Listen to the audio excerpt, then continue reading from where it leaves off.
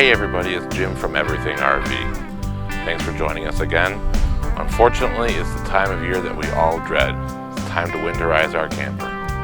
It's a sad day, but it has to happen, and it's really not that big of a process. Let me guide you through how I do it on my own camper, the Mallard M312. Yours will share many similarities, though there will be certainly some differences, but this should help you along the way. Alright, to get started, we want to drain out as much water from the unit as possible. This is my freshwater tank drain. My camper has only one set of low point water drains. Your camper may have more than one. Check it out. Open them both up. Now we want to open up every faucet, both hot and cold, that the camper has. This will allow air to come in and allow water to leave. Hot and cold there.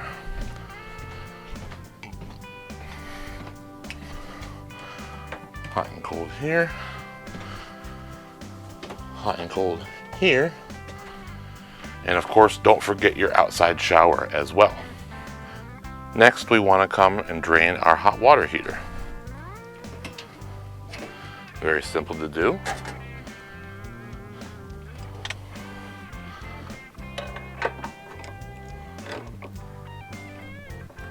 Pull the plug out.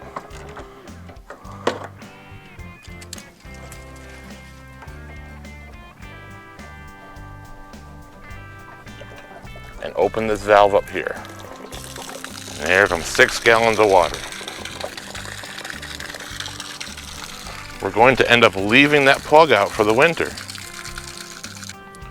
Okay, after going and closing all the valves, I go ahead and put 1 full gallon of antifreeze into the freshwater tank. This is to keep any residual water that may be in there from freezing and causing a problem. Next, we need to move inside and gain access to the back side of the water heater. In my case, it's under the lower bunk. Back here, you'll see the cold and hot lines entering and exiting the back side of the unit. If we turn both of these valves, water, or in our case, antifreeze, will bypass the water heater entirely and flow into the hot water side of the freshwater system. Today we're going to be using this RV and marine antifreeze. This stuff was sourced from Walmart. You could also purchase it at any auto parts store or Lowe's, Home Depot, Tractor Supply, Amazon, I'm sure. It's pretty universal. It is non-toxic, so it will never hurt you, and if you spill any or drain any on the ground, it's never going to hurt anything. Make sure you use the pink stuff. Now every camper is different, but my water pump is hidden behind this panel underneath my oven. Take the 2 screws out, move it out of the way, and there you will see my water pump and a T-fitting which has 2 suction ports on it. This controls where water is being sucked from when the pump is on. In this case, this valve is normally closed and this valve is normally open. For our purposes today, where we want to suck directly out of an RV antifreeze jug, we're going to close this valve to the freshwater tank and open this valve, which we are now going to insert into a jug of pink RV antifreeze. You must use this antifreeze because it is non-toxic. Now we are ready to turn on our pump and start sucking pink antifreeze out of this and pumping it through the system. Now I will turn on my RV's 12-volt water pump and it will start sucking antifreeze from that 1 gallon jug.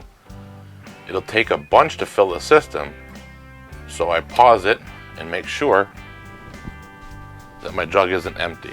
Okay, still got a lot to go. I will now turn it back on and turn on a little bit of cold water. At first you will see just air and cold water, but now you start seeing pink. That's the antifreeze. This is good. I'm going to do the same for the hot. Remember, we're bypassing the water heater, so there's going to be a lot of air in this system, and it shouldn't take very long for pink antifreeze to come out through this faucet as well.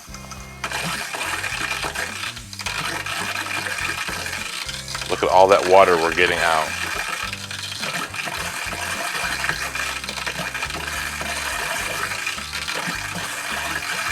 It's starting to change color.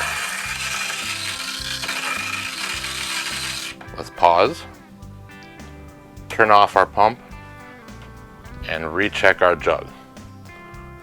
We still have some to go. All right, we'll continue on. All right, after opening every faucet in the RV, including the toilet and the outside shower and the outside faucet in the outdoor kitchen if you have one, and letting good straight pink fluid come through, we come down below here and we go to the low point drain and we get some water out of there, and then it switches over to pink antifreeze. And finally, I pour about a half a gallon down each trap, kitchen sink, outdoor kitchen sink, bathroom sink, toilet, and bathtub as well. This fills the traps with antifreeze. In addition to that, any of the residual will go down into the tanks and help the tanks and then the back sides of the drain valves not freeze. See, winterizing your camper isn't all that bad. It's always an unpleasant time of year for us because the RV season is over and we're sad and we're thinking about the cold months ahead. But now we can rest throughout those cold months, planning our next season and knowing our camper is going to be okay and make it through for another seasons of enjoyment next year. This is Jim from Everything RV. Thanks for watching. Please be sure to hit the like and subscribe button and tune in next time.